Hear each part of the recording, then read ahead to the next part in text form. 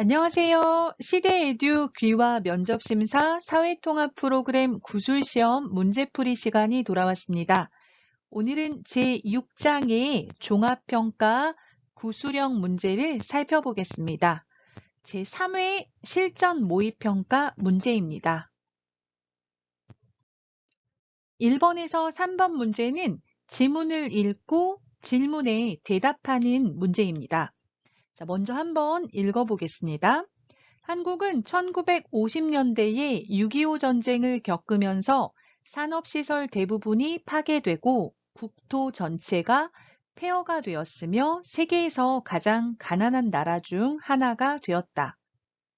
하지만 1953년 67달러였던 한국의 1인당 국민소득은 2019년에는 3만 달러를 넘어섰으며 무역 규모가 세계 9위를 차지할 정도로 발전한 나라가 되었다. 또한 88 서울올림픽과 2002년 월드컵을 개최하며 세계에 이름을 알렸다. 그러나 한국에도 어려움은 있었다. 1997년 한국의 외환위기, 2008년 세계적인 금융위기 때 한국도 어려움을 겪기도 했지만 이를 극복하였다. 사람들은 과거에 매우 가난했던 한국이 현재와 같이 눈부신 성장을 이룬 것을 가리켜 한강의 기적이라고 한다. 자, 내용을 간단히 살펴보면요. 한국은 1950년대 하면요. 1950년부터 1959년까지 이렇게 10년 정도의 기간을 말해요. 1950년대 6.25 전쟁을 겪으면서 1950년에 6.25 전쟁이 있었죠. 이 전쟁을 겪으면서 산업시설 대부분이 파괴되고, 산업시설하면 뭐 공장이나 이런 것들을 말해요. 그런 것들이 파괴되다, 무너지고 부서지고 그랬어요. 사용할 수 없도록 부서지고 무너졌어요. 파괴되고, 국토하면 나라의 땅을 말합니다. 나라의 땅. 대한민국 나라의 땅 전체 전부가 폐허가 되었으며, 폐허하면 부서져서 무너져서 사용할 수 없게 되는 상태를 말합니다. 황폐해지다 이렇게 말하는데요. 거칠어지고 못 쓰게 돼요. 그런 상태를 말합니다. 폐허가 되었으며 어떤 상태였냐면요. 세계에서 가장 가난한 나라 중에 하나가 되었다. 전 세계에서 가장 가난한 나라가 되었습니다. 1953년에 한국의 1인당 국민소득이 67달러였어요. 자, 1인당 국민소득 하면 뭐냐면 대한민국 국민 한 명이 1년에 얼마를 벌어요? 그런 얘기예요. 1년에 얼마나 벌어요?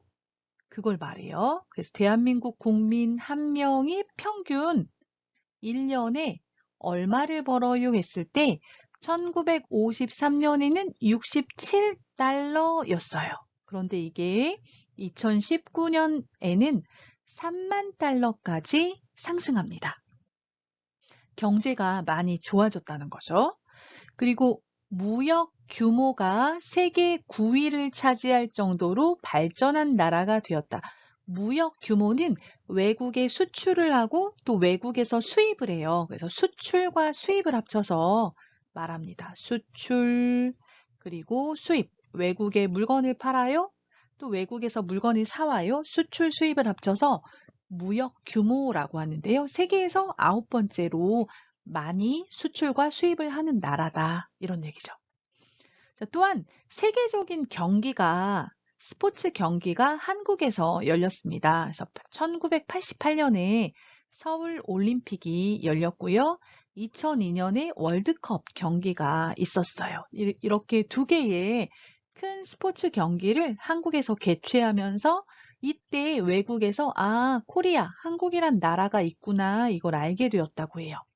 그래서 세계에 이름을 알렸습니다. 자, 그러나 하면 이제 앞에는 좋은 일이 나왔는데요. 뒤에는 좀 어려움이 나오겠죠. 자, 한국에도 어려움은 있었습니다. 어려운 일이 있었어요. 어떤 일? 1997년에 한국의 외환 위기. 한국이 외국에서 돈을 빌렸는데 그 돈을 갚지를 못했어요. 그래서 IMF라는 기구에서 돈을 빌려서 그 돈을 다시 갚았거든요. 그래서 그런 경제적으로 어려웠던 시기가 있었습니다. 그리고 2008년 세계적인 금융위기 때 2008년에는 전 세계적으로 위기가 있었어요. 그때 한국도 어려웠어요. 이때 한국도 어려움을 겪기도 했지만 겪다 하면 경험하다 그런 얘기예요.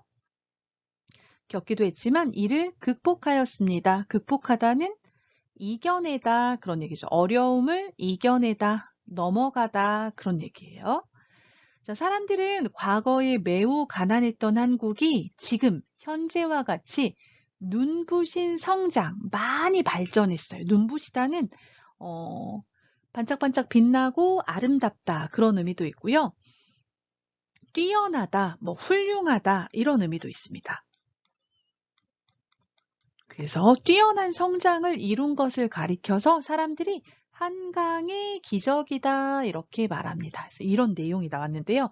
여러분이 시험장에 들어가셔서 감독관에게 인사하고 그 외국인 등록증과 구술 채점표를 드린 다음에 자리에 앉아서 책상 위에 이 종이가 붙어 있어요. 그래서 그 종이에 나오는 내용을 눈으로 빠르게 읽으면서 어떤 내용인지 이해를 하시면 되겠습니다. 자, 그러면 이런 지문을 주고 이제 감독관이 질문을 해요. 1번에 1번. 1950년대 한국은 어떤 나라였나요? 자, 1950년대. 1950년대 한국이 어떤 나라였어요? 물어봤어요. 자, 그럼 찾아야 되겠죠? 눈으로 보시면서 눈으로 보고 대답하셔도 돼요. 자, 보시면 여기 1950년대에 한국은 어땠어요? 6.25 전쟁을 겪으면서 산업시설 대부분이 파괴되고 국토 전체가 폐허가 되었으며 세계에서 가장 가난한 나라 중에 하나가 되었다. 이렇게 나왔죠. 그래서 이 내용을 말씀하시면 되겠습니다. 1950년대 한국은 6.25 전쟁을 겪으면서 산업시설이 거의 파괴되고 국토 전체가 폐허가 되었으며 세계에서 가장 가난한 나라 중에 하나였습니다. 자, 계속 읽으면 안 돼요. 그 부분만 읽으시면 돼요. 질문에 대한 답만 보고 말하면 됩니다. 자, 이번에는 옆에 앉은 다른 학생에게 감독관이 질문을 해요. 자, 현재 한국은 어떤 나라가 되었나요? 해서 아까는 과거의 한국을 질문했는데 이번에는 현재 한국을 질문했습니다. 그럼 그 내용을 찾아서 말씀하시면 돼요. 자, 하지만 뒤에 보시면 되겠죠. 하지만 뒤에 보면 1953년 67달러였던 한국의 1인당 국민소득은 2019년에는 어떻게 됐어요? 3만 달러를 넘어섰으며 자, 수입과 수출, 무역 규모가 세계 9위를 차지할 정도로 발전한 나라가 되었다. 또한 이렇게 발전을 했기 때문에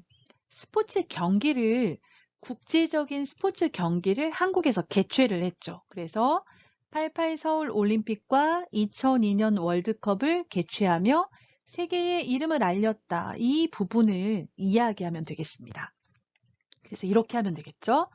1953년 67달러였던 한국의 1인당 국민소득은 2019년에 3만 달러를 넘어섰으며 무역 규모가 세계에서 9위를 차지할 정도로 발전한 나라가 되었습니다. 또한 88 서울 올림픽과 2002 월드컵을 개최하며 세계의 이름을 알렸습니다. 자, 그대로 읽지 마시고 대답을 하는 거니까 씁니다. 또는 뭐 아요, 어요로 대답하면 되겠습니다. 자, 이제 2번 문제 들어갑니다. 자, 이번에 1번. 한국에는 어떤 경제적인 어려움이 있었나요? 자, 어떤 경제적인 어려움, 어렵다 명사 만들면 어려움이 돼요. 어려움이 있었나요? 자, 여기 보시면 그러나 한국에도 어려움은 있었다 하면서 나와요. 1997년 한국의 외환 위기, 2008년 세계적인 금융 위기 때 한국도 어려움을 겪기도 했지만 이를 극복하였다. 이렇게 나오고 있어요. 이 부분을 말하면 되겠죠? 자, 1997년에 외환 위기를 겪었고 2008년 세계적인 금융 위기 때는 한국도 어려움을 겪었지만 이를 극복하였습니다. 이겨냈습니다. 이렇게 말하면 되겠습니다. 자, 이번 이제 다른 학생에게 질문해요. 한강의 기적은 무엇인가요? 자, 이 부분을 찾아서 말하면 돼요. 자, 사람들은 과거에 매우 가난했던 한국이 현재와 같이 눈부신 뛰어난 성장을 이룬 것을 가리켜 한강의 기적이라고 한다 말했으니까 요걸 말하면 되겠죠. 그래서 과거에 매우 가난했던 한국이 현재와 같이 눈부신 성장을 이룬 것을 한강의 기적이라고 말합니다. 이렇게 하면 되겠습니다. 자, 3번은 보통 이제 여러분의 생각을 말해보세요 하거든요. 또는 여러분의 고향과 비교해보세요. 이런 문제들이 나와요. 자, 한국이 한강의 기적을 이룰 수 있었던 이유는 무엇이라고 생각하나요? 자, 한강의 기적. 50년 만에 빠르게 경제가 발전했어요. 이것을 이룰 수 있었던 이유가 무엇일까요? 자, 이렇게 써보았습니다. 자, 한국 사람들의 어려움을 극복하겠다는 의지와 가난해도 꼭 공부하겠다는 교육열이 현재의 한국을 만들었다고 생각합니다. 한국은 높은 교육열로 우수한 노동력을 확보할 수 있었고 수출을 크게 늘리면서 경제 성장을 이룰 수 있었다고 생각합니다. 여러분, 5단계 공부하신 분들은 아마 기억나실 거예요. 이렇게 한국의 경제가 빠르게 성장한 데에는 한국 사람들이 어렵지만 나는 잘할 수 있어, 이길 수 있어, 이런 생각을 가지고 있었어요. 그래서 한국 사람들의 어려움을 이기다, 극복하겠다는 의지가 있었어요. 의지. 가난하지만 우리는 열심히 하면 이길 수 있어, 할 수 있어, 이렇게 생각했던 의지가 있었고요. 그 다음 한국의 부모님들이 우리가 가난해도 자녀를 꼭 공부를 시켜야겠다 생각했어요. 꼭 공부를 하겠다는 교육열, 공부를 시키고 싶은 뜨거운 마음을 말해요. 교육열이 현재의 한국을 만들었다고 생각합니다.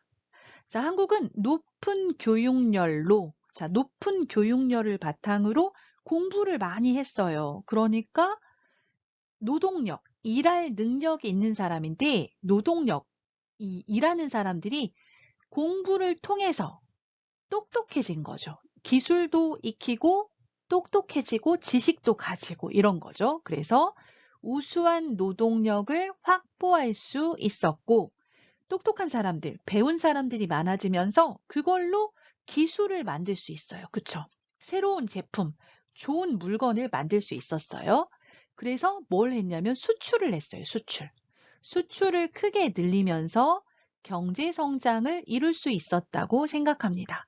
그래서 교육을 통해서 훌륭한 사람들, 인재를 만들어서 이 인재들이 기술을 개발하고 좋은 상품을 만들어서 수출을 하게 된 거죠.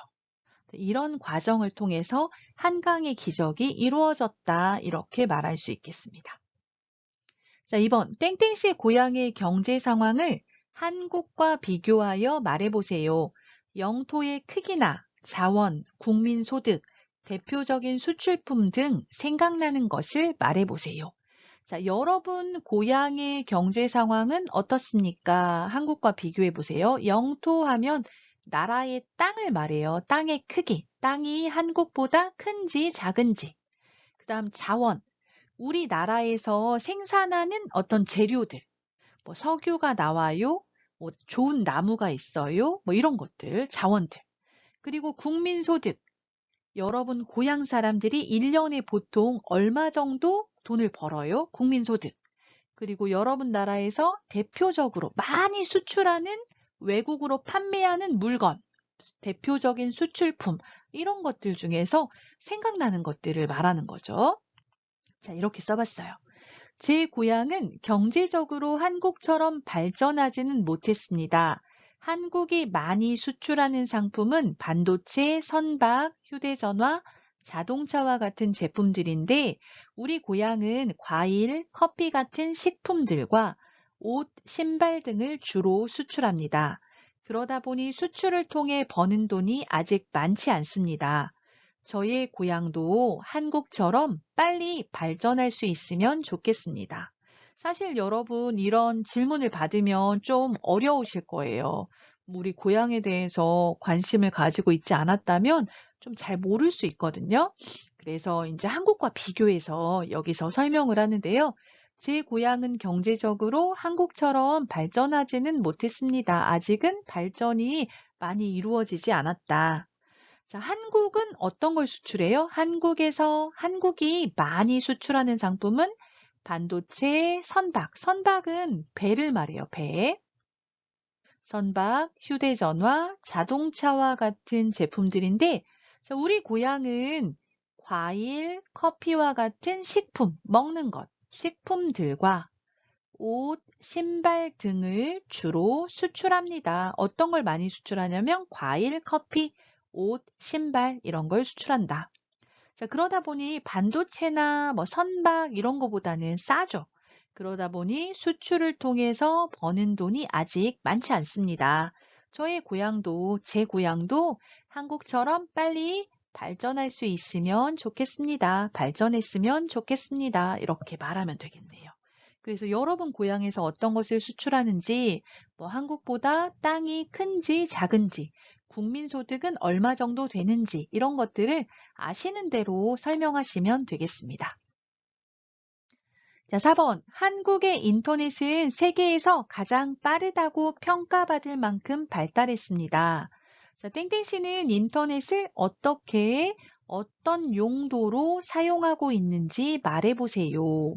자, 여러분이 인터넷을 사용하는데 어떻게, 어디에, 무엇을 하려고 사용하고 있어요? 그걸 말해보세요. 이야기하고 있네요.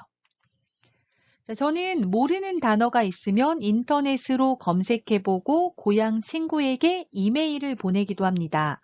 또 인터넷으로 쇼핑도 하고 인터넷 뱅킹도 이용하고 있습니다. 시간이 있으면 게임을 할 때도 있고 드라마나 영화를 보기도 합니다. 또 경치가 좋은 곳에 가면 사진을 찍어서 SNS에 올리기도 합니다. 인터넷이 없는 생활은 상상하기도 힘듭니다. 자, 여러분이 인터넷으로 무엇을 하는지 이야기하면 돼요. 그래서 저는 모르는 단어가 있으면 인터넷으로 검색한다. 고향 친구에게 뭐예요? 이메일을 보낸다. 이메일도 보내고 이메일도 받아요. 또 인터넷으로 쇼핑도 한다. 그리고 은행 일도 보죠. 인터넷 뱅킹도 하고 시간이 있으면 게임도 해요. 그리고 드라마나 영화를 보기도 해요. 여러 가지가 있겠죠. 뭐 이런 여러 가지를 말하면 되겠어요. 또 경치가 좋은 곳에 가서 사진을 찍어서 SNS에 올리기도 합니다. 사진을 찍어요. SNS에 올려요. 자, 인터넷이 없으면 어떻게 살 수 있을까? 생각이 안 돼요. 상상이 안 돼요. 인터넷이 없는 생활은 상상하기도 힘듭니다. 이렇게 말해봤습니다. 자, 4번에 2번. 인터넷에는 긍정적인 면도 있지만 부정적인 면도 있습니다. 인터넷의 부정적인 면을 해결하기 위한 방법을 말해보세요. 자, 인터넷의 부정적인 단점, 면이 있거든요. 근데 그걸 해결할 수 있는 방법을 말해보세요 하고 있네요. 자, 좀 길지만 제가 읽어볼게요. 자, 인터넷은 편리하지만 부정적인 면도 많습니다. 요즘은 어린아이들까지 인터넷으로 게임을 하다 보니 자제하지 못하고 게임 중독에 빠지기도 합니다. 또 개인정보가 유출되기도 하고 인터넷에 있는 부정확한 정보로 인해 피해가 생기기도 합니다. 그러므로 아이들은 부모님께 허락을 받고 정해진 시간만큼만 인터넷을 사용해야 합니다. 개인정보 유출을 막기 위해 너무 개인적인 정보는 인터넷에 올리지 않아야 하고 비밀번호를 자주 바꿔야 합니다. 인터넷으로 필요한 정보를 검색할 때는 인터넷에 있는 정보를 그대로 다 믿지 말고 책이나 다른 자료들과 함께 비교하면서 정보를 살펴봐야 합니다. 자, 부정적인 면과 그것을 해결하는 방법을 이야기하면 되겠어요. 그래서 처음에 인터넷은 좋은 점 많아요. 편리하지만 부정적인 면도 많습니다. 이제 이야기하고요. 이제 하나씩 예를 드는 거예요. 자, 요즘은 어린아이들까지 인터넷으로 게임을 하다 보니까 어린아이들은 계속해요. 참다, 자제하다. 이건 뭐냐면 내가 1시간만 하고 그만 둘 수 있어요. 참다. 그런 얘기예요. 그런데 그러지 못하죠. 자제하지 못하고 게임 중독에 빠지기도 합니다. 부정적인 면, 중독에 빠져요. 조금만 해야 되는데 계속 하는 거예요. 그래서 일상생활에 문제가 생겨요. 중독. 또 개인정보가 유출되기도 하고 자, 나의 전화번호, 카드번호, 비밀번호 이런 것들, 주소 이런 것들이 유출되기도 해요. 다른 사람이 알면 안 되는데 다른 사람에게 알려지는 거예요. 그리고 또 여러분이 어떤 정보를 검색하면 잘못된 정보를 읽을 수도 있어요. 그래서 인터넷에 있는 부정확한 정보로 인해 피해가 생기기도 합니다. 부정확하다는 맞지 않다, 정확하지 않다, 틀리다 그런 얘기예요. 정확하지 않다, 부하면 아니다 그런 의미라서 정확하지 않은 정보로 인해서 피해를 받을 수도 있는 거죠. 그럼 어떻게 해결해야 할까요? 해결 방법. 이제 해결 방법을 말하네요. 자, 그러므로 아이들은 부모님께 허락을 받고 게임 중독이 되지 않도록 정해진 시간만큼만 인터넷을 사용해야 합니다. 뭐 주말에만 하거나 아니면 숙제를 다 하고 뭐 오후에 2시간씩만 하거나 뭐 이렇게 약속을 해야 되겠죠. 그리고 개인정보 유출 문제가 있었어요. 개인정보 유출을 막기 위해 너무 개인적인 정보는 인터넷에 올리지 않아야 하고 또 나는 개인정보를 올리지 않았지만 가끔 나의 아이디, 비밀번호, 주소 뭐 이런 것들이 알려지는 경우가 있어요. 그런 걸 막기 위해서 뭘 해야 되냐면 비밀번호를 자주 바꿔야 돼요. 비밀번호를 자주 바꿔야 합니다. 자, 인터넷으로 필요한 정보를 검색할 때 아까 부정확한 정보가 있다 그랬죠? 자, 인터넷에 있는 정보를 그대로 다 믿지 말고 책이나 다른 자료들과 함께 비교하면서 정보가 맞는지 틀리는지 살펴봐야 합니다. 이렇게 말했습니다. 그래서 어떤 부정적인 면이 있는지 이야기하고 그것을 해결할 수 있는 방법을 설명하면 되겠습니다. 자, 5번. 한국은 사계절이 있는 나라입니다. 그래서 한국의 전통 가옥인 한옥은 사계절의 특징을 잘 담고 있습니다. 1번. 더운 여름과 추운 겨울을 대비하기 위해 한옥에 설치한 장치에 대해서 이야기해 보세요. 자, 한국은 계절이 4개가 있어요. 봄, 여름, 가을, 겨울, 사계절이 있죠. 그래서 따뜻했다가 더웠다가 시원했다가 추웠다가 날씨가 계속 바뀌어요. 그래서 한국의 전통 가옥, 한옥에는 여름과 겨울을 준비하기 위해서 설치한 장치들이 있습니다. 그것이 무엇인지 이야기하면 되겠죠. 자, 한국은 더운 여름과 추운 겨울이 있기 때문에 이를 대비하여 한옥에 대청마루와 온도를 설치했습니다. 대청마루는 큰 마루라는 뜻으로 방과 방 사이에 대청마루를 두어 더운 여름을 시원하게 보낼 수 있었습니다. 또한 추운 겨울을 따뜻하게 보내기 위해서 방에 온돌을 설치했습니다. 온돌은 아궁이에 불을 떼면 열기가 방바닥을 따뜻하게 데워주고 연기는 굴뚝으로 빠져나가는 과학적인 구조로 이루어져 있습니다. 자, 봄과 가을은 따뜻하고 시원해서 날씨가 괜찮아요. 그런데 여름은 너무 더워요.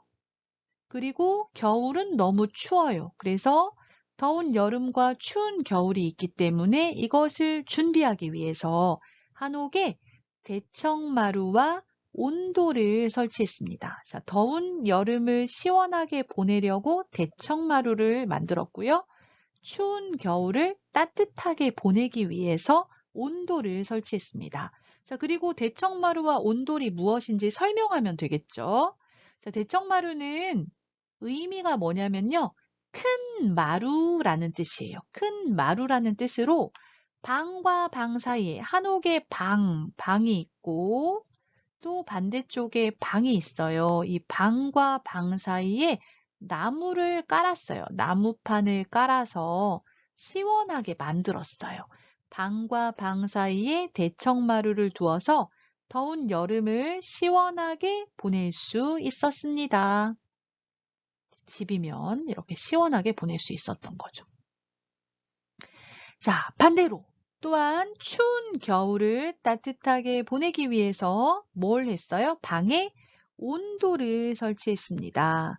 온돌은 아궁이에서 불을 떼면 아궁이에 나무를 넣고 불을 피워요. 그러면 나무가 타면서 그 뜨거운 공기, 그걸 열기라고 합니다. 뜨거운 공기가 방바닥을 따뜻하게 데워줘요. 열기가 방바닥을 따뜻하게 데워주고 그 길을 따라서 해서 연기는 굴뚝으로 빠져나가요. 연기는 굴뚝으로 빠져나가는 과학적인 구조로 이루어져 있습니다. 그래서 더운 여름을 위해서 대청마루를 만들었고 추운 겨울을 위해서 온돌을 만들었습니다. 이야기하면 되겠습니다.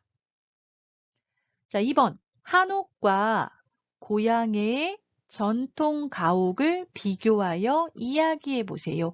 자, 여러분 나라의 전통 집, 가옥하면 집을 말해요. 여러분 나라의 전통 집과 한옥을 비교해서 이야기해 보세요 말했네요. 뭐 비슷한 점을 말해도 되고 다른 점, 차이점을 말해도 좋습니다. 자, 제 고향에는 더운 여름만 있습니다. 그래서 사람들은 물가에 집을 짓고 삽니다. 물에 긴 말뚝을 박고 그 위에 집을 짓습니다. 보통 나무와 나뭇잎을 이용해 집을 짓는데 이렇게 하면 바람이 잘 통해서 시원하고 습하지 않습니다. 그리고 해충도 들어오지 않아서 좋습니다. 집이 물 근처에 있어서 물고기를 잡으러 가는 것도 편리합니다. 한옥에는 추운 겨울을 견디기 위해 온돌을 설치했지만 제 고향에는 겨울이 없어서 난방장치가 없습니다. 자, 이 사람의 고향은 여름만 있어요. 제 고향에는 더운 여름만 있습니다. 그래서 사람들은 시원하게 보내야 되잖아요. 어떻게 하냐면 물 옆에, 물가에 집을 짓고 삽니다. 물이 흘러요? 그러면 물가에 집을 짓는데 이 집을 말뚝을 박아서 좀 높게 짓는다는 거죠. 높게. 자, 보통 나무와 나뭇잎을 이용해서 집을 짓는데 자, 재료는 나뭇잎이에요. 자, 이렇게 하면 바람이 잘 집으로 들어와요. 잘 빠져나가요. 그래서 바람이 잘 통해서 시원하고 또 바람이 들어왔다 나갔다 하니까 습기가 줄어들어요. 습하지 않습니다. 끈적거리지 않아요. 그런 얘기죠.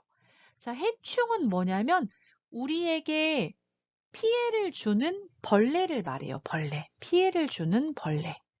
나쁜 벌레를 말해요. 피해를 주는 벌레를 말합니다. 자, 해충도 들어오지 않아서 좋습니다. 좀 높게 지으니까 그런 것 같아요.